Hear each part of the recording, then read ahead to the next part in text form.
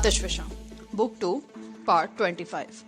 आवाज लुबाबा हैदर, पेशकश मीरे कारवां। रात के 10 बजे थे। अगरचे चांद की इब्तिदाई तारीखें थी, मगर आसमान पर गहरे बादलों की वजह से फिजा इस कदर तारीक थी कि हाथ को हाथ सुझाई नहीं देता था। हमारी तादाद 6 थी। मैं, थालोब, वांगडन और मेरी साथी तीनों जांबाज खवातीन, थाई, जानकी और रंगोली। थालोब का ख्याल था कि इस मुहिम पर 3-4 जंगजू कबाइलियों को भी साथ ले लिया जाएगा। उसने खवातीन के साथ जाने की मुखालफत की थी, लेकिन वो तीनों नहीं मानी। इसलिए कबाइलियों के बजाय उन तीनों को ही साथ लेना पड़ा। वैसे कुछ कबाइली भी थे जिन्होंने दूर से कॉटेज की तरफ आने वाले रास्तों की नाकाबंदी कर रखी थी। मायसा की आमादगी के बाद हमने उस मंसूबे की तैयारी बड़ी तेजी से की थी। थालोब उस रात चियांग राय चला गया था। उसकी वापसी भी रात ही रात हुई थी। वो कुछ ऐसी चीजें लेकर आया था जिनकी इस मुहिम में अशद जरूरत थी।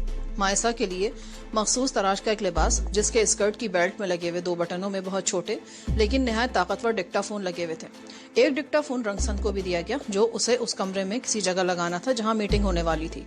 मीटिंग में होने वाली गुफ्तगू उन तीनों डिक्टाफोन्स के जरिए हमारे कॉटेज में मौजूद टेप रिकॉर्डर्स पर अलग अलग रिकॉर्ड होनी थी। वहां एक ऐसे आदमी को बिठा दिया गया जो इस काम में खासी महारत रखता था। वांग, थालोब और मेरे कानों पर भी हेडफोन्स लगे हुए थे। इस तरह हम भी वो गुफ्तगू सुन सकते थे। एक दूसरे से राब्ता रखने के लिए हम तीनों के पास वॉकी टॉकी भी थे। हमारा साथ देकर सरदार थालोब ने अपना सब कुछ दाव पर लगा दिया था। वो इस हकीकत से पूरी तरह वाकिफ था कि अगर हमारा मिशन नाकाम और उनकी साजिश कामयाब हो गई तो उसका पूरा कबीला ज़ेर ताब आ जाएगा। लेकिन थालोब ने इस बात की परवाह नहीं की थी। वो मुहिब्बे वतन आदमी था और मुल्क की सलामती के लिए हर कुर्बानी देने को तैयार था। हम जानते थे कि हमारा मुकाबला नहायत ही खतरनाक दुश्मनों से था। उनकी तादाद भी हमसे ज्यादा थी, लेकिन मेरी तरह सरदार थालोब भी इस बात से मुत्तफिक था कि प्लानिंग दुरुस्त हो तो 3 आदमी भी उन्हें शिकस्त देने के लिए काफी थे। हम 9 बजे अपने कॉटेज से रवाना हुए और तवील चक्कर काटते हुए उस कॉटेज के नवा में पहुंच गए थे। कद्दे आदम झाड़ियां और पौधे हमारे लिए बेहतरीन पनागा साबित हो रहे थे। हम सबके पास मशीन गनें थी। गोलियों से भरे हुए बेल्ट भी हमारे सीनों पर सजे हुए थे। उस एम्यूनेशन से हम रात भर उनका मुकाबला कर सकते थे। एक खास मकाम पर पहुंचकर हम 3 पार्टियों में तकसीम हो गए। मेरे साथ थाई थी, रंगोली वांगडन के साथ और जानकी सरदार थालोब के साथ थी। हम 3 अतराफ से कॉटेज को घेरे में लेने की कोशिश करते हुए आगे बढ़ रहे थे। चौथी सिम्त में वो रास्ता था जो कॉटेज से सड़क की तरफ चला गया था। उस तरफ सरदार थालोब के कबायली मुहाफिज मौजूद थे। मैं और थाई बहुत मोहतात अंदाज में आगे बढ़ रहे थे। जरा सी बेहतियाती हमें मौत के मुंह में धकेल सकती थी। हम एक जगह रुक गए। तकरीबन 100 गज आगे दरख्तों में रोशनी नजर आ रही थी। वो कॉटेज की कोई खिड़की थी। मैंने वॉकी टॉकी पर थालोब और वांगडन से राब्ता किया। वो भी अपनी अपनी सिम्त से इतने ही फासले पर पहुंच चुके थे और कॉटेज की रोशनी देख सकते थे। हम सब अपनी अपनी जगहों पर दम साधे पड़े रहे और फिर वो लम्हा भी आ गया जिसका हमें इंतजार था। मेरे कानों पर लगे हुए हेडफोन्स पर मुख्तलिफ आवाजें सुनाई देने लगी। मैं उनमें से सिर्फ एक आवाज पहचान सका और वो आवाज वजारत दाखिला के सेक्रेटरी आन सांग की थी। अगर मैंने पुलिस ऑफिस की मीटिंग में उसे बोलते हुए ना सुना होता तो उस वक्त उसकी आवाज ना पहचान सकता। चंद सेकंड्स बाद मैंने पुलिस चीफ की आवाज भी पहचान ली और फिर एकीमाई की आवाज भी सुनाई दी। उनकी मीटिंग शुरू हो गई थी और जो बातें हो रही थी उन्हें सुनकर मैं कांप उठा। एक भारी आवाज गालिबन जनरल खोराट के नुमाइंदे सैनफोंग की थी। वो शहनशाह के खिलाफ साजिश में उन लोगों का साथ देने के लिए अपनी शराइत पेश कर रहा था। मैंने वॉकी टॉकी पर थालोब से राब्ता किया। ये बातें तुम सुन रहे हो? मैंने पूछा। सुन रहा हूँ, लेकिन ये लोग अपने मकसद में कभी कामयाब नहीं हो सकेंगे। मैं कुछ कहना चाहता था, लेकिन हेडफोन पर सैनफोंग की आवाज सुनकर मैं चौंक गया। वो किसी को मुखातिब करते हुए कह रहा था, ए लड़की, इधर आओ। क्या नाम है तुम्हारा? मायसा। मेरा नाम मायसा है सर। ये दूसरी आवाज सुनकर मैं उछल पड़ा। मेरे दिल की धड़कन तेज हो गई, जिस्म के मसाम पसीना उगलने लगे। मुझे ये समझने में देर न लगी कि सैनफोंग को मायसा पर शुबा हो गया था। वो मायसा से मुख्तलिफ सवालात करता रहा, फिर किसी और को मुखातिब करते हुए उसकी तलाशी लेने का हुक्म दिया। चंद लम्हे खामोशी रही, फिर सैनफोंग की आवाज सुनाई दी, अपने कपड़े उतार दो मिस मायसा। मायसा ने शायद कपड़े उतार दिए थे। वो डिक्टाफोन निहायत ताकतवर थे। मेरे हेडफोन्स पर कपड़ों की सरसराहट की आवाज सुनाई दे रही थी। सैनफोंग कपड़ों को चेक कर रहा था। चंद मिनट बाद उसकी आवाज सुनाई दी, ये बटन तो बहुत खूबसूरत है और इनमें लगे हुए डिक्टाफोन। तुम किसके लिए काम कर रही हो? मैं 3 तक गिनूंगा और उसके बाद। मेरा दिल उछलकर हलक में आ गया। सैनफोंग ने गिनती शुरू कर दी और फिर 3 कहने के फौरन बाद फायर और मायसा की चीख सुनाई दी और उसके साथ ही सैनफोंग की आवाज भी सुनाई दी। जेंटलमैन, आज की मीटिंग कैंसिल। हम 1-2 रोज बाद दोबारा किसी और जगह पर मुलाकात करेंगे। अब यहाँ रुकना मुनासिब नहीं। थालोब, वो लोग जा रहे हैं। मैंने वॉकी टॉकी पर कहा, अटैक! उनमें से किसी को बचकर नहीं जाना चाहिए। थालोब की आवाज उभरी। मैंने थाई को इशारा किया। ہم دونوں ایک دوسرے سے دور ہٹ کر آگے بڑھنے لگے اور پھر اچانک ہی فضا فائر کی آواز سے گونج اٹھی. مجھے شاید دیکھ لیا گیا تھا یا جھاڑیوں میں حرکت محسوس کر کے گولی چلا دی گئی تھی. گولی میرے سر کے اوپر سے گزر گئی. میں لوٹ لگا کر ایک طرف ہٹ گیا اور اس کے ساتھ ہی فائر کھول دیا اور پھر یوں لگا جیسے جہنم کا دہانہ کھل گیا ہو. میرے ساتھی چاروں طرف سے فائرنگ کر رہے تھے اور کاٹیج سے بھی بڑی شدید فائرنگ ہو رہی تھی. تھائی مجھ سے فاصلے پر تھی اور میں فائرنگ کرتا ہوا بہت آگے نکل گیا تھا. 1.5 گھنٹے تک دونوں طرف سے بڑی شدید فائرنگ ہوتی رہی. مجھے کچھ ہوش نہیں تھا کہ جانکی کہاں ہے اور میرے دوسرے ساتھی کس طرف ہیں. میں فائرنگ کرتا ہوا کاٹیج کے عقب میں پہنچ چکا تھا. میں نے ایک محافظ کو کمرے کے دروازے کی طرف بھاگتے دیکھا تو سب مشین گن کا رخ اس کی طرف کر کے فائر کھول دیا. کئی گولیاں اس کی پشت میں بے وست ہو گئیں اور وہ لہراتا ہوا ڈھیر ہو گیا. اور پھر اسی لمحے مجھے کاٹیج کے بائیں طرف سے تھائی کی چیخ سنائی دی. میں تیزی سے اس کی طرف دوڑا لیکن نہ ہی مجھے تھائی نظر آئی اور نہ ہی اس کی آواز دوبارہ سنائی دی. دوسری طرف سے فائرنگ دم توڑنے لگی تھی اور پھر خاموشی چھا گئی. مجھے واکی ٹاکی پر سردار تھالوب کی آواز سنائی دی اور پھر ہم نے چاروں طرف سے کاٹیج پر ہلہ بول دیا. وہ لوگ فرار ہو چکے تھے لیکن کئی لاشیں ادھر ادھر بکھری ہوئی تھیں. 3 محافظوں کی لاشیں تھیں. 3 لڑکیاں جن میں مائے صاحب کی لاش بھی تھی. وہ بالکل برہنہ تھی اور اس کی پیشانی میں سراخ تھا. محافظ کی چھلنی لاش بھی کمرے کے دروازے پر پڑی ہوئی تھی. ہر طرف خون پھیلا ہوا تھا اور گولیوں کے لاتعداد خول بکھرے ہوئے تھے. اگر آمنے سامنے مقابلہ ہوتا تو شاید ان کی جگہ ہماری لاشیں پڑی ہوتی لیکن ہمیں یہ ایڈوانٹیج حاصل تھا کہ ہم نے کاٹیج کو گھیرے میں لے کر حملہ کیا تھا اور وہ لوگ ہماری رائفلوں کی زد پر تھے. میرے تمام ساتھی محفوظ رہے تھے. اچانک مجھے تھائی کا خیال آیا. وہ ان میں موجود نہیں تھی. میں نے اس کی چیخ کی آواز سنی تھی. میں تھائی کو آوازیں دیتا ہوا ادھر ادھر دوڑنے لگا. تھالوب وغیرہ بھی اسے تلاش کر رہے تھے. کاٹیج سے کچھ فاصلے پر پولیس چیف اور رنگسند کی لاشیں پڑی تھیں. ہم نے دور دور تک دیکھ لیا لیکن تھائی کا کوئی سراغ نہیں ملا. اگر وہ گولی لگنے سے زخمی ہو جاتی یا مر چکی ہوتی تو کہیں نہ کہیں مل جاتی لیکن لگتا تھا جیسے اسے زمین نگل گئی ہو یا آسمان نے اچک لیا ہو. جیسے جیسے وقت گزرتا جا رہا تھا میری پریشانی بڑھتی چلی جا رہی تھی. 2 گھنٹے گزر گئے. تھالوب کا خیال تھا کہ اب ہمیں واپس چلنا چاہیے. صبح آ کر اسے تلاش کیا جائے گا لیکن میں یہاں سے جانے کو تیار نہیں تھا. ہو سکتا ہے تھائی زخمی ہو کر کسی جگہ بے ہوش پڑی ہو. میں اسے ہر صورت میں تلاش کرنا چاہتا تھا. 1 گھنٹہ اور گزر گیا. میں اس وقت کاٹیج کے دروازے کے سامنے ہی تھا کہ اندر ٹیلی فون کی گھنٹی بجی. میرا خیال تھا سینفونگ یا انہی لوگوں میں سے کسی کے لیے فون ہوگا. جانکی اس وقت میرے قریب ہی کھڑی تھی. میں نے اسے وہیں رکنے کا اشارہ کیا اور اندر جا کر فون کا ریسیور اٹھا لیا لیکن کچھ بولا نہیں. مگر چند ہی سیکنڈ بعد ریسیور پر دارا کی آواز سن کر میں اچھل پڑا. وہ کہہ رہا تھا مجھے یقین تھا کہ تم لوگ اب تک وہیں موجود ہوگے. تم جو کوئی بھی ہو اپنے اس حرامزادہ لٹل ماسٹر سے کہہ دو کہ اس کی چہیتی تھائی اس وقت میرے قبضے میں ہے. جنگل میں اسے تلاش کرنے کا کوئی فائدہ نہیں. دارا میں تمہیں زندہ نہیں چھوڑوں گا. میں چیخا او ہیرو تم آج کی بازی جیت کر بھی ہار گئے. تمہاری تھائی میرے قبضے میں ہے. اب تم میرے سامنے گھٹنے ٹیکنے پر مجبور ہو جاؤ گے. کیسی رہی؟ دارا قہقہے لگا رہا تھا اور اس کی آواز پگھلے ہوئے سیسے کی طرح میرے کانوں کو چیرتی ہوئی دماغ میں گھسی جا رہی تھی. ریسیور میرے ہاتھ سے چھوٹ گیا اور میں دھم سے ایک کرسی پر ڈھیر ہو گیا. میرے دماغ میں آندھیاں سی چل رہی تھیں اور آنکھوں کے سامنے اندھیرا پھیلتا جا رہا تھا. میرے دماغ میں دھماکے سے ہو رہے تھے. رگوں میں خون جیسے شوریدہ سر لہروں کی طرح اچھل رہا تھا. مجھے اندیشہ تھا کہ دماغ کی نسیں نہ پھٹ جائیں. فون کا ریسیور میرے ہاتھ سے چھوٹ گیا اور میں سر کو دونوں ہاتھوں میں تھامتا ہوا قریب پڑی ہوئی کرسی پر بیٹھ گیا. دارا کے خوفناک قہقہوں کی آواز اب بھی میرے دماغ میں گونج رہی تھی. تھالوب وغیرہ اس وقت بھی باہر ہی کھڑے باتیں کر رہے تھے. جانکی کا رخ دروازے کی طرف تھا. اس نے مجھے اس طرح سر پکڑتے ہوئے بیٹھتے دیکھا اور دوڑتے ہوئے کمرے میں داخل ہو کر میرے قریب آ گئی. کیا ہوا وجدان؟ کس کی کال تھی؟ اس نے میرے کندھے پر ہاتھ رکھ کر مجھے جھنجھوڑ دیا. پھر لپک کر فون کا ریسیور پکڑا جو اسٹینڈ سے نیچے لٹکا ہوا تھا. دوسری طرف سے شاید لائن منقطع ہو چکی تھی. اس نے ریسیور کریڈل پر رکھ دیا اور دوبارہ میری طرف متوجہ ہو گئی. کس کی کال تھی وجدان؟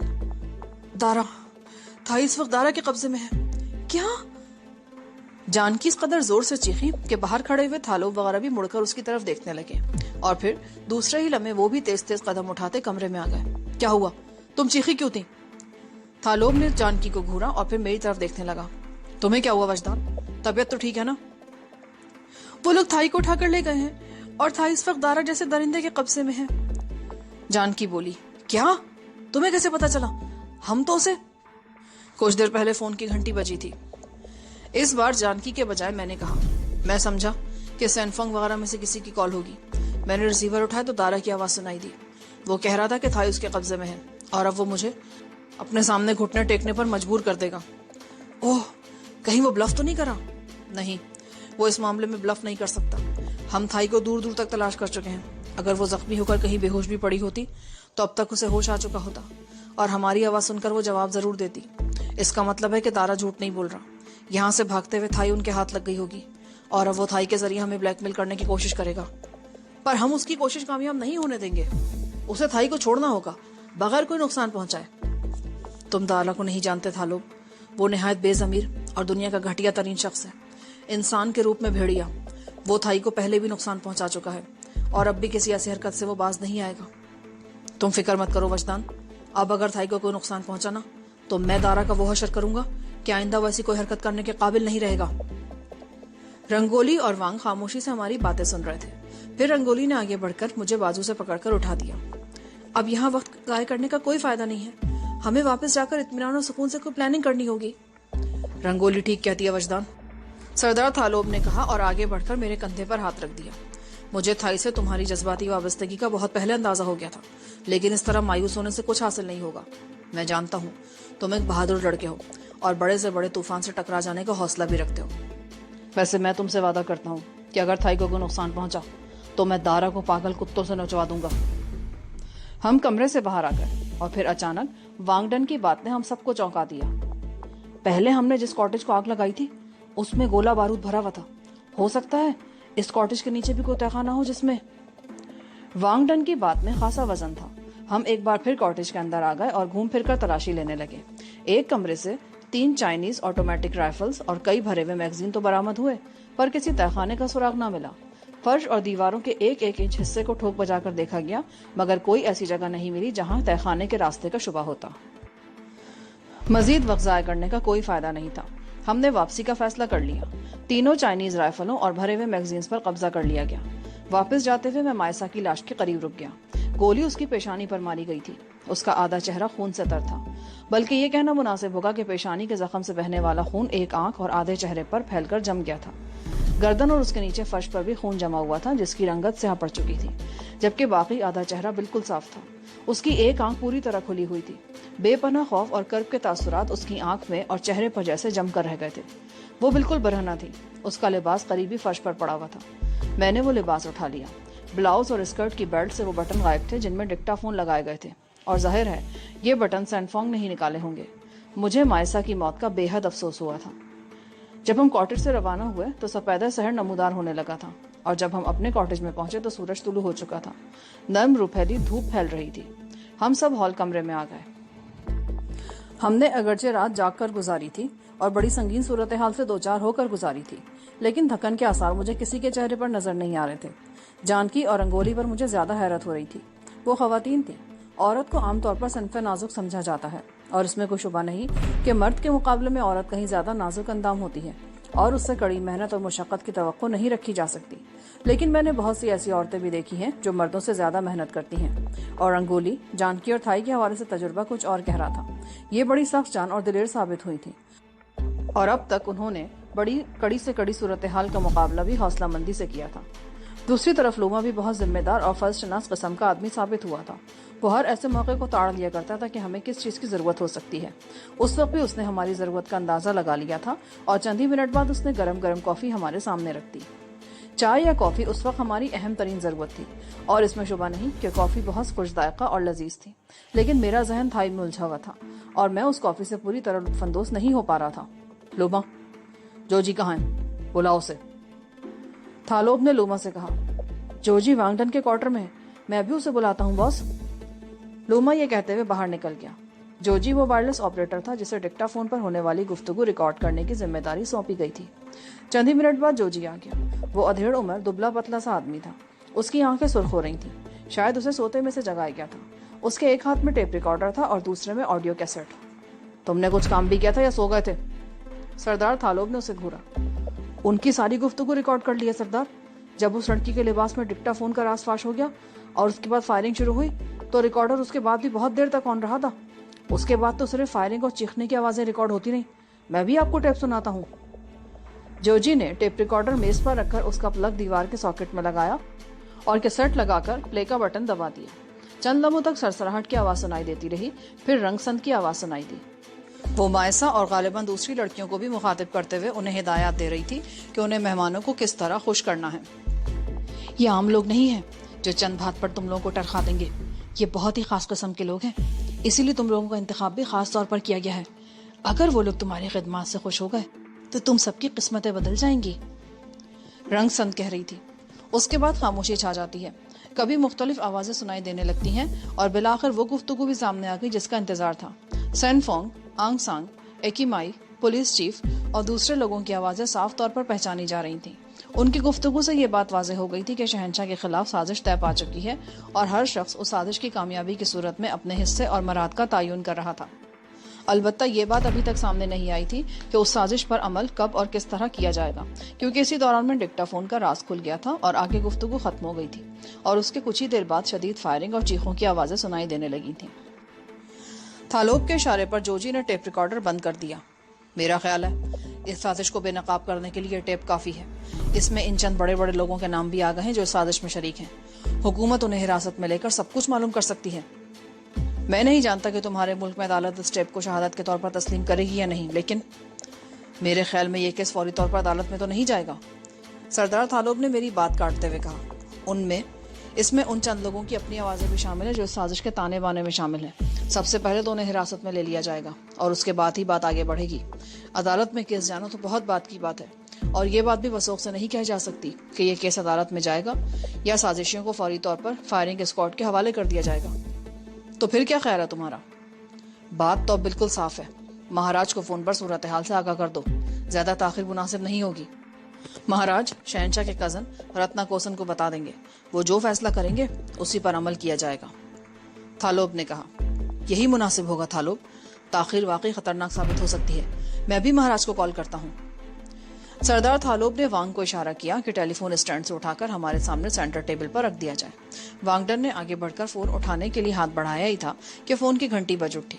اس نے ریسیور اٹھا لیا اور فون پر بات کرتے ہوئے اس کے چہرے پر عجیب سے تاثرات ابھر آئے۔ وہ قبائلی زبان میں بات کر رہا تھا۔ اس کا ایک لفظ بھی میری سمجھ میں نہیں آ رہا تھا، لیکن چہرے کے تاثرات سے اندازہ لگایا جا سکتا تھا کہ کوئی اہم خبر ہے۔ اس نے اپنے مخاطب سے کچھ کہا اور پھر فون اٹھا کر ٹیبل پر رکھ دیا اور قبائلی زبان میں ہی کچھ کہتے ہوئے ریسیور سردار تھالوب کی طرف بڑھا دیا۔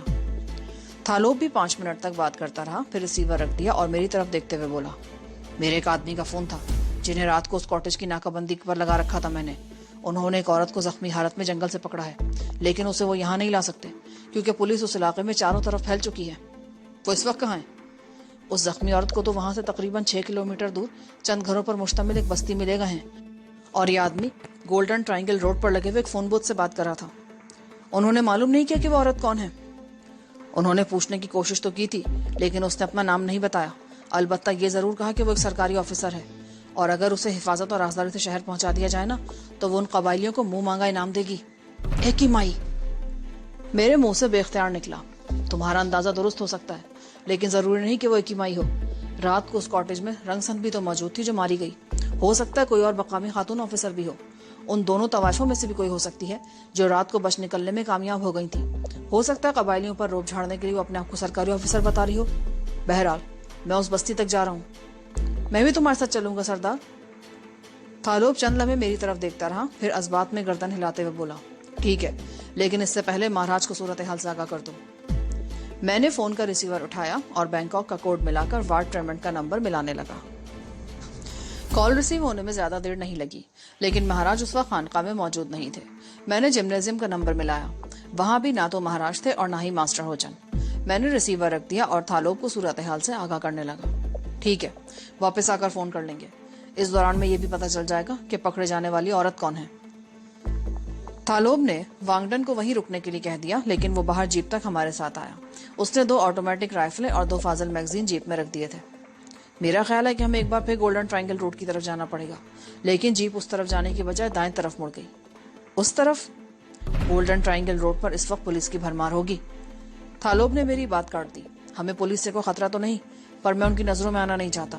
یہ راستہ اگرچہ خاصا طویل ہے پر محفوظ ہے۔ اس طرف اگر ہمیں کوئی دیکھ بھی لے گا نا تو کسی قسم کا شبہ نہیں کر سکے گا۔ میں خاموشی سے سامنے دیکھنے لگا اور پھر اچانک پولیس سائرن اور ایمبولینسز کے سائرن کی آواز سن کر میں چونک گیا۔ یہ آوازیں چاروں طرف سے آتی محسوس ہو رہی تھیں۔ میں نے کہا تھا نا، گولڈن ٹرائنگل روڈ پر پولیس کی بھرمار ہے۔ یہ آوازیں اسی طرف سے آ رہی ہیں۔ اس کا مطلب ہے کہ پولیس کو بہت دیر سے اطلاع ملی ہے۔ فائرنگ کی آوازیں تو رات کو ہی سن لی گئی ہوں گی، मगर ऐसे हालात में पुलिस तो क्या, फौज के गोरीले भी जंगल का रुख करने की हिम्मत नहीं करते। रात को जो लोग फरार हो गए थे, हो सकता है उनमें से किसी ने सुबह पुलिस को इत्तला दी हो। सैनफोंग या दारा आंसांग से तो ऐसे तवक्को की नहीं जा सकती। उन लोगों से कुछ बैद भी नहीं। हो सकता है पुलिस को ये इत्तला आंसांग नहीं दी हो। मैं नहीं समझता कि वो अपने आप को फंसाने की कोशिश करेगा। आंसांग ब्यूरोक्रेट है और ब्यूरोक्रेट सियासतदानों से ज्यादा खतरनाक होते हैं। अगर पुलिस को इत्तला वाकई उसी ने दी है तो इसका मतलब है कि उसने अपने आप को बचाने की भोंडी कोशिश की है। मैं समझा नहीं था लोग। आंसांग एक आला सरकारी ओहदे पर फाइज है। ऐसे बड़े ऑफिसर जब किसी इलाके के दौरे पर जाते हैं तो मकामी ऑफिसर उनकी खुशनुदी हासिल करने के लिए मुख्तलिफ तरीकों से रिश्वत पेश करते हैं।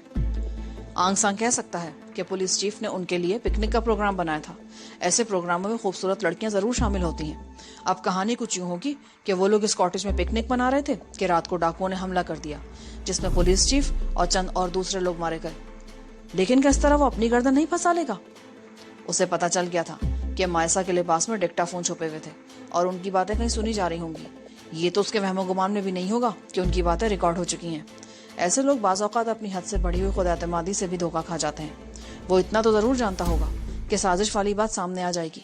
वो साफ इनकार कर देगा क्योंकि उसके ख्याल में उनके खिलाफ कोई ठोस सबूत नहीं होगा। और मेरी ये बात भी लिख लो कि वो सारा इल्जाम मुझ पर यानी कैरन कबीले के सरदार के सर पर थोपने की कोशिश करेगा और वो इस वाक़े को जवाज़ बनाने की कोशिश करेगा जिसमें नामालूम हमलावरों के हाथों मेरे 5 आदमी मारे गए थे। सरदार थालोब की बातों में खासा वजन था। वो ज़हीन आदमी था और बहुत दूर की सोच रहा था और मैं आंसांग के बारे में सोच रहा था। अगर पुलिस को रात वाले वाक़े की इत्तला वाकई उसी ने दी थी तो वो दुनिया का सबसे बड़ा अहमक कहलाने का मुस्तहक था। जीप पक्की सड़क से उतरकर एक पथरीले रास्ते पर मुड़ गई। ये रास्ता बल खाता हुआ मुसलसल नशेब की तरफ जा रहा था। बाज मकामात पर कई खतरनाक मोड़ थे और जरा सी बेपरवाही मौत के मुंह में पहुंचा सकती थी। जीप सब्जे से ढकी हुई पहाड़ियों में बल खाते हुए रास्ते के नशेब व फराज पर झटके खाती हुई चलती रही और फिर अचानक मैं चौंक गया। विंड स्क्रीन पर पानी की मोटी मोटी बूंदें गिरने लगी थी। मैंने जरा झुककर आगे को देखा। आसमान बादलों से ढका हुआ था और हल्की बारिश होने लगी थी। माशूक के मिजाज की तरह यहाँ के मौसम का भी कोई भरोसा नहीं था। जब हम कॉटेज से निकले तो आसमान साफ था और तेज धूप चमक रही थी। इस पहाड़ी रास्ते को दोनों तरफ से बुलंद और गुंजान दरख्तों ने ढांप रखा था और ये पता ही नहीं चल सका था कि मतलब कब अब्र आलूद हुआ था। बारिश आहिस्ता आहिस्ता तेज हो रही थी। पहाड़ों में तेज बारिश खतरनाक साबित हो सकती थी। उस पथरीले रास्ते पर पानी बहना शुरू हो गया था। थालोब ने जीप की रफ्तार कम कर दी। पुख्ता सड़क से उतरने के बाद हम तकरीबन 20 किलोमीटर का फासला तय कर चुके थे और सही अंदाजा नहीं था कि मजीद कितना सफर करना होगा। 1 किलोमीटर फासला और तय हुआ होगा कि सामने 2 आदमियों को देखकर मैं चौंक गया। वो दरख्तों से निकलकर अचानक ही बीच रास्ते में आन खड़े हुए थे। उन दोनों के हाथों में राइफलें थी। मैंने भी फुर्ती से अपने पैरों के करीब पड़ी राइफल उठा ली। थालोब मेरी तरफ देखकर मुस्कुरा दिया। उसने जीप की रफ्तार मजीद कम कर दी और बिलाखिर उन दोनों आदमियों के करीब पहुंचते पहुंचते जीप रुक गई। सामने खड़े हुए आदमी सरदार थालोब वाली साइड पर आ गए। उनकी राइफलें नीचे को झुकी हुई थी। मेरे मुंह से बेख्तियार गहरा सांस निकल गया। मुझे समझने में देर न लगी कि वो सरदार थालोब के आदमी थे। थालोब ने अपनी तरफ का शीशा गिरा दिया और उनसे बातें करने लगा। उन दोनों का अंदाज बहुत ही मुअद्दिबाना था। और फिर थालोब जीप को उस रास्ते से उतारकर दरख्तों में ले गया और चंद गज आगे ले जाकर रोक दिया और इंजन बंद करके मेरी तरफ देखते हुए बोला, पुलिस उस बस्ती में पहुंच चुकी है, मगर ये लोग पुलिस की आमद से पहले उस जख्मी औरत को बस्ती से निकालकर इस तरफ एक पहाड़ी गार में ले आए थे। वहां तक जीप का रास्ता नहीं है, इसीलिए हमें यहाँ से पैदल ही आगे जाना होगा। कोई गड़बड़ तो नहीं सरदार? इन लोगों को कैसे पता चल गया कि तुम इस तरफ से आ रहे हो? बस्ती की तरफ आमदोरफ्त के 3 रास्ते हैं और तीनों रास्तों पर कबीले के आदमी खड़े हैं ताकि बस्ती तक पहुंचने से पहले ही मुझे इत्तला दे दी जाए। मैं कबायलियों के उस निजाम पर अश अश कर उठा। वो कबायली जिन्हें जाहिल और उजड़ समझा जाता था बहुत ज़हीन साबित हुए थे। मैं भी अपनी तरफ का दरवाजा खोलकर नीचे उतर आया। राइफल मैंने कंधे पर लटका ली थी। सरदार जीप की तरफ इशारा करते हुए कबायली से कुछ कह रहा था, मगर वो मुसलसल इनकार कर रहा था। बाद में इंकशाफ हुआ कि सरदार उसे बारिश से बचने के लिए जीप में बैठ जाने को कह रहा था, लेकिन वो इसलिए इनकार कर रहा था कि सरदार की जगह पर बैठने को वो बहुत बड़ी गुस्ताखी समझता था। उसने दरख्तों के नीचे खड़े रहकर जीप की हिफाजत की जिम्मेदारी कबूल कर ली। कबीले वालों के दिल में अपने सरदार का यह एहतराम मैंने पहली मर्तबा देखा था। मेरा तो किसी भी कबीले से पहली मर्तबे में वास्ता पड़ा था, लेकिन चंद रोज से मैं जो कुछ देख रहा था उससे मुझे यकीन हो गया था कि तमाम कबायली अपने सरदारों को इसी तरह एहतराम करते हैं और उनके लिए अपनी जान तक निछावर करने को तैयार रहते हैं। दूसरा कबायली हमारी रहनुमाई के लिए आगे आगे चल पड़ा था। मेरी तरह थालोब ने भी राइफल कंधे पर लटका रखी थी। बतदरीज बुलंदी की तरफ जाता हुआ रास्ता खासा दुश्वार गुजार था। मेरे पैरों में जॉगर्स थे और भीगे हुए पत्थरों पर बार बार फिसल रहे थे। बारिश जिस तरह अचानक शुरू हुई थी इसी तरह अचानक बंद भी हो गई। बादल भी पलटकर इधर उधर बिखर रहे थे। कभी धूप चमकने लगती और कभी सूरज बादल के किसी टुकड़े के पीछे छुप जाता। बारिश बंद होने के बावजूद पानी झरनों की तरह पहाड़ियों से बह रहा था। तकरीबन 1 किलोमीटर का फासला तय करने के बाद हमारा राहबर एक चट्टान के पीछे गायब हो गया। हम उस तरफ को मुड़े तो मैं एकदम ठिठक कर रुक गया। 2 कबायली उस चट्टान के पीछे दरख्तों से टेक लगाए खड़े थे। राइफलें उनके हाथों में थी। तीसरा कबायली एक दरख्त के ऊपर चढ़ा बैठा था। वो गुंजान पत्तों में छुपा हुआ था। हम उसे देख नहीं सकते थे, मगर उसने हमें आते हुए देख लिया था। उस पहली चट्टान के पीछे तकरीबन 30 गज के फासले पर एक और ऊंची चट्टान थी, जिसमें जमीन से तकरीबन 5 फुट की बुलंदी पर एक गार का तंग दहाना सा नजर आ रहा था और एक राइफल बरदार कबायली वहां भी खड़ा था। दोनों चट्टानों की दरमियानी जगह पर सागवान के दरख्त थे और दबीज घास और झाड़ियों का फर्श बिछा हुआ था। ये गार महफूज तरीन जगह थी। दरख्तों और सामने वाली चट्टान की वजह से दूर से उस गार को देखा नहीं जा सकता था। हम एक पत्थर पर चढ़कर गार के सामने पहुंच गए। दहाना अगरचे तंग सा था, मगर अंदर से ये गार काफी कुशादा था और अंदर 2-3 मशलें जल रही थीं। उन मशलों में गालिबन किसी जानवर की चर्बी इस्तेमाल की गई थी। एक नागवार सी बू का एहसास हो रहा था। गार में जरा आगे एक औरत जमीन पर पड़ी हुई थी। उसका रुख दूसरी तरफ था, इसलिए उसका चेहरा नजर नहीं आ रहा था। उसने नीले रंग का स्कर्ट और ब्लाउज पहन रखा था और वो कुछ इस तरह आड़ी तिरछी पड़ी थी कि उसका स्कर्ट ऊपर तक सिमट गया था और उसकी एक टांग पर घुटने से जरा ऊपर पट्टी बंधी हुई थी। टांग पर लगा हुआ खून वाज़ेह तौर पर नजर आ रहा था। मैं और थालोब उस औरत के करीब पहुंचकर रुक गए। हमारे कदमों की आवाज सुनकर भी उसने अपनी जगह से हरकत नहीं की। थालोब ने अपने साथ आने वाले कबायली को इशारा किया। वो उस औरत के सर की तरफ से घूमकर सामने की तरफ चला गया। पहले उसने खड़े खड़े 1-2 आवाजें दी, फिर झुककर बैठ गया। राइफल एक हाथ में उसने पकड़े रखी और दूसरा हाथ उसके कंधे पर रखकर आहिस्ता आहिस्ता उसे हिलाने लगा। उसके साथ ही वो उसे आवाजें भी दे रहा था, पर औरत की तरफ से कोई रद्द-ए-अमल जाहिर नहीं हुआ। कबायली सरदार की तरफ देखते हुए कुछ कहने लगा, मगर फिर दूसरे ही लम्हे वो कुछ हो गया जिसकी हम में से किसी को भी तवक्को नहीं थी। उस औरत ने बड़ी फुर्ती से अपनी जगह से हरकत की थी। उसकी लात सामने उखड़ू बैठे कबायली के मुंह पर लगी। वो चीखता हुआ पीछे उलट गया, लेकिन उसकी राइफल उस औरत के हाथों में पहुंच चुकी थी। कबायली पुश्त के बल पीछे गिरा था, लेकिन उसने भी उठने में ज्यादा देर नहीं लगाई। लेकिन इससे पहले कि वो पूरी तरह संभल सकता, उस औरत के हाथों में पकड़ी हुई राइफल से तवातुर से कई गोलियां निकली और कबायली के जिस्म में पेवस्त हो गई।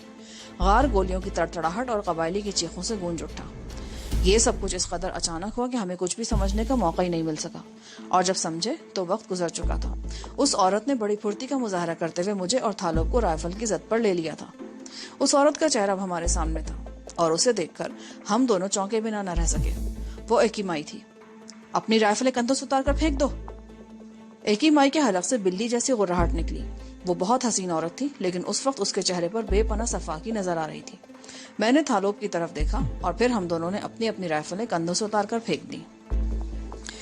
फायरिंग और कबायली के चीखने की आवाज सुनकर बाहर खड़े हुए दोनों कबायली गार के दहाने पर आ गए और ये मंजर उनके लिए बड़ा हैरत अंगेज था। उनका एक साथी फर्श पर मुर्दा पड़ा था और कैदी औरत ने उनके सरदार को राइफल की जद पर ले रखा था। उनमें से एक ने बड़ी फुर्ती से राइफल सीधी कर ली, लेकिन थालोब एकदम चीख उठा, गोली मत चलाना। सरदार का हुक्म सुनकर दोनों कबायलियों ने राइफलें झुका ली और फिर एकीमाई के हुक्म पर उन्हें भी राइफलें जमीन पर फेंक देनी पड़ी। एक कबायली हमारे साथ आया था और 4 पहले से मौजूद थे, जिनमें से एक मारा गया था। 2 निहत्ते कर दिए गए थे और 2 बाहर थे। उनमें से एक दरख्त पर चढ़ा हुआ था और मुझे यकीन था कि वो अब भी दरख्त पर ही होगा। तुम अपने लिए मजीद मुश्किलात पैदा कर रही हो एकीमाई, थालोब ने उसकी तरफ देखते हुए कहा। मेरे एक इशारे पर मेरे ये आदमी अब भी तुम्हारी हड्डियों का सुरमा बना सकते हैं, लेकिन मैं तुम्हें मारना नहीं चाहता। तुम्हारी लाश हमारे लिए किसी काम की नहीं। तुम्हारा जिंदा रहना ही हमारे लिए अहम है। मैं जिंदा रहूंगी, पर कैदी बनकर नहीं। इस गार से बाहर निकलो और बाहर जो भी तुम्हारे आदमी मौजूद हैं उनसे कहो कि अगर उन्होंने कोई हरकत करने की कोशिश की तो मैं तुम दोनों को छलनी कर दूंगी। चलो आगे बढ़ो। उसने राइफल से इशारा किया। मैं अंदाजा लगा रहा था कि टांग जख्मी होने की वजह से एकीमाई के लिए खड़े होना भी मुश्किल हो रहा था। उसने दूसरी टांग पर ज्यादा दबाव डाल रखा था। हम उसके इशारे पर उल्टे कदमों पीछे हटने लगे। दोनों कबायली अब भी गार के दहाने के करीब खड़े थे। पीछे हटते हुए मेरा पैर एक पत्थर पर रिपट गया। मैं लड़खड़ाकर पुश्त के बल गिरा। थालोब ने झुककर मेरी तरफ हाथ बढ़ाया। तुम सीधे खड़े रहो मिस्टर थालोब। एकी माई उसे राइफल की जद पर लेते हुए चीखी और फिर मेरी तरफ देखकर गुर्राई। शराफत से उठ खड़े हो, वरना गोलियों से भून के रख दूंगी। तुम्हें तो बहरहाल जिंदा छोड़ना नहीं है। मैंने सारे फसाद की जड़ तुम ही तो हो। तुम टांग न अड़ाते तो अब तक हम अपने मकसद में कामयाब हो चुके होते। तुम्हें तो हर हाल में मरना ही है। तुम्हारी वजह से हम बहुत ज्यादा नुकसान उठा चुके हैं, لیکن ہم اپنے اس منصوبے کو ناکام نہیں ہونے دیں گے. بات تو وہ مجھ سے کر رہی تھی لیکن رائفل اس نے تھالوں پر تان رکھی تھی. میں چونکہ زمین پر گرا ہوا تھا اس لیے شاید اسے میری طرف سے کوئی خطرہ محسوس نہیں ہو رہا تھا اور میں اس کی اس حماقت پر دل ہی دل میں مسکرائے بغیر نہیں رہ سکا تھا. یہاں پر پارٹ 25 کا اختتام ہوتا ہے. آگے کہانی سننے کے لیے پارٹ 26 سماعت فرمائیں.